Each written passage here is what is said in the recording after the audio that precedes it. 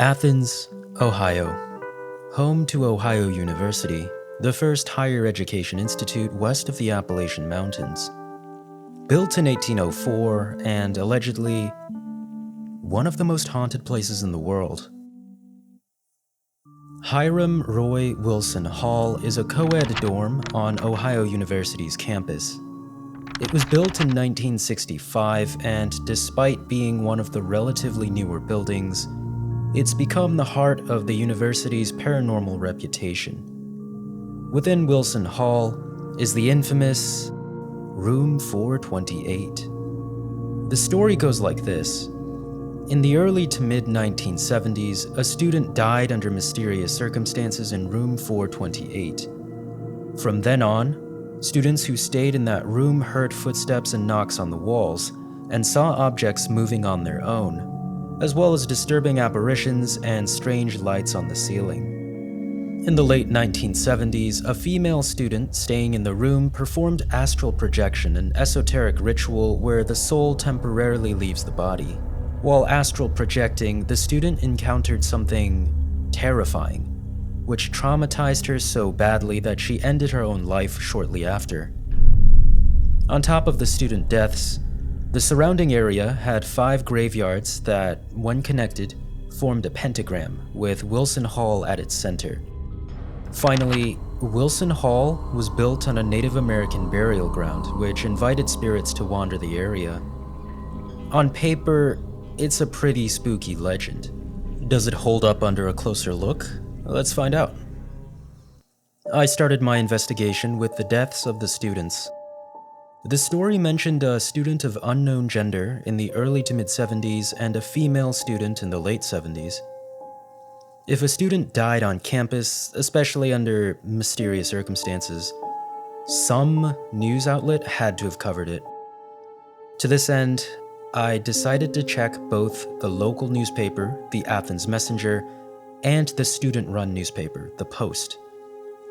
I looked at multiple newspaper archives, including the digitized Library of Ohio University.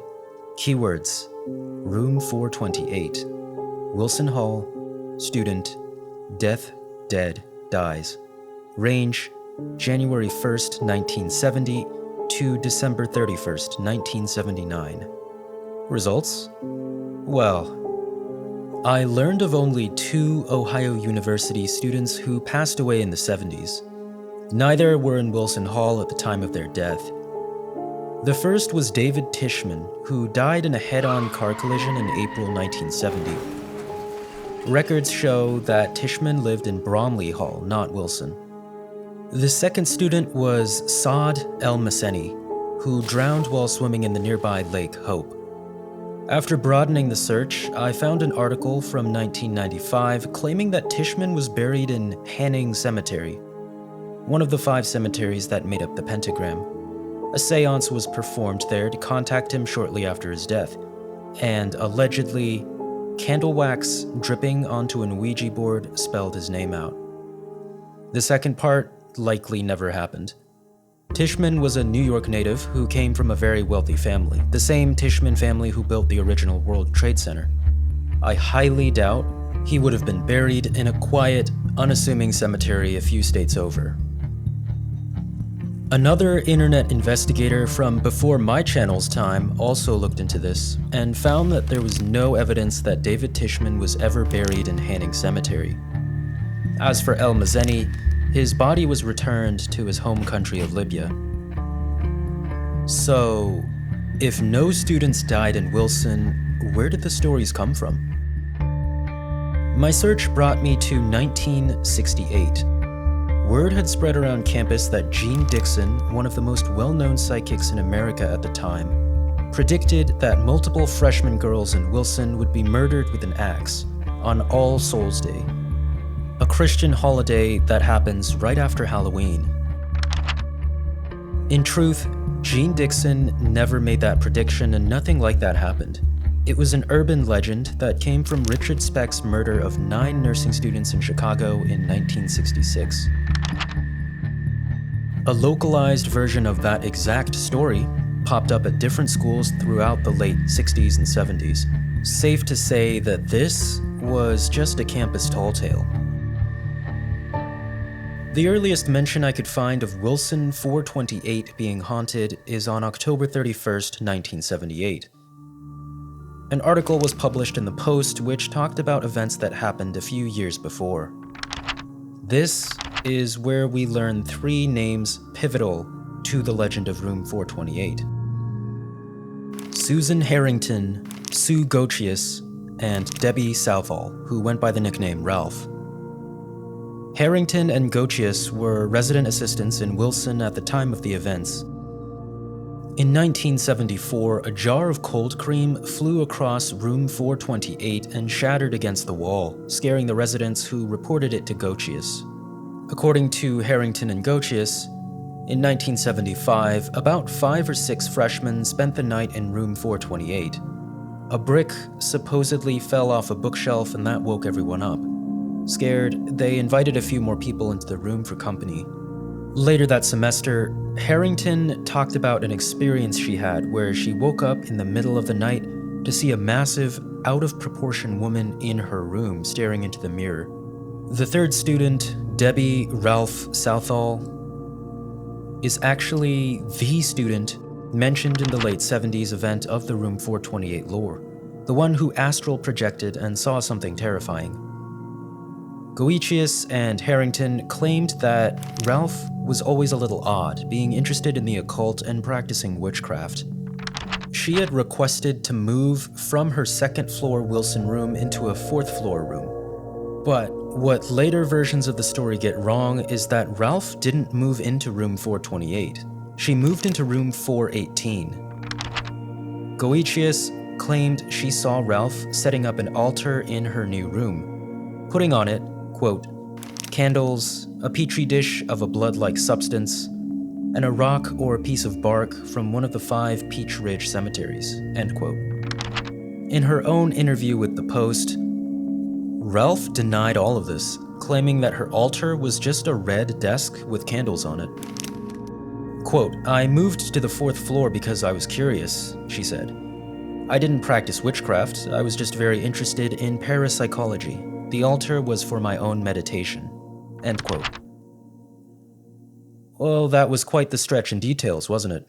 From all of this, we learn that Sue Gochius was quite superstitious and quite the storyteller.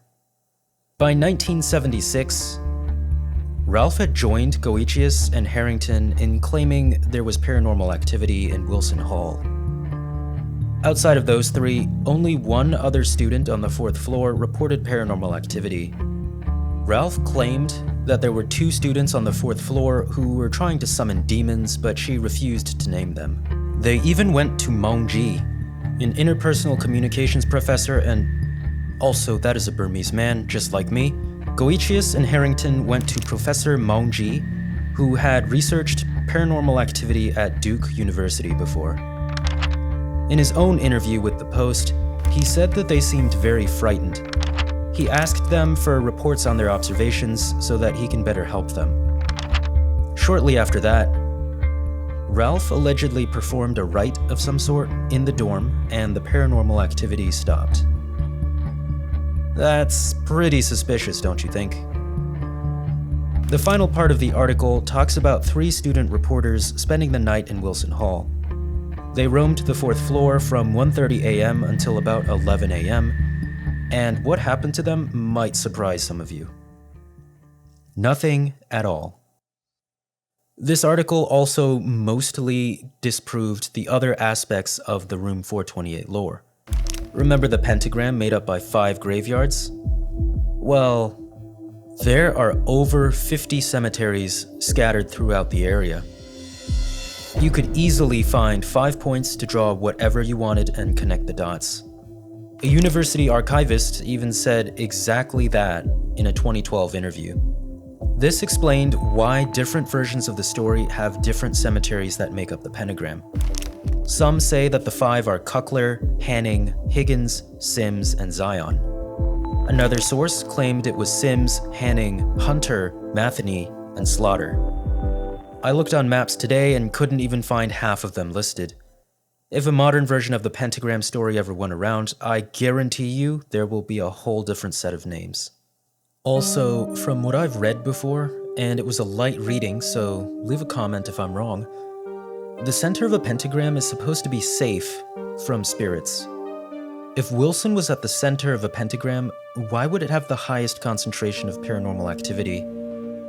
As for the Native American burial ground, there's nothing that can disprove it, since natives were around long before Ohio was even a state. But university records in 1978 showed that Wilson was built on a graveyard formerly maintained by the Athens Hospital for the Insane. Whether that opens up the possibility for a whole different set of spirits to haunt the campus, well, I'll leave that up for you to decide. As for the legend as a whole, I think it's safe to credit the genius minds of Susan Harrington, Sue Goichius, and Debbie Ralph Southall for creating a truly gripping story that people continued to talk about well into the 90s, 20 years after their time at the school. Even though it's not as well known anymore, modern interpretations pop up every now and then. One of my favorite creepypastas of all time has many similarities with the legend behind Room 428. It's called Room 733, posted to r/nosleep in October 2014. It went on to win the title of Scariest Story 2015 and earned some permanent real estate in my brain. Also, I'm pretty sure I ran across a Steam indie game with a premise just like this. Might be mistaken though. If I am, I'd love to see one. Did you like hearing about the legends behind Room 428 of Ohio University? Like and subscribe for more content on urban legends, internet mysteries, and the paranormal. Thank you for watching, and have a lovely night.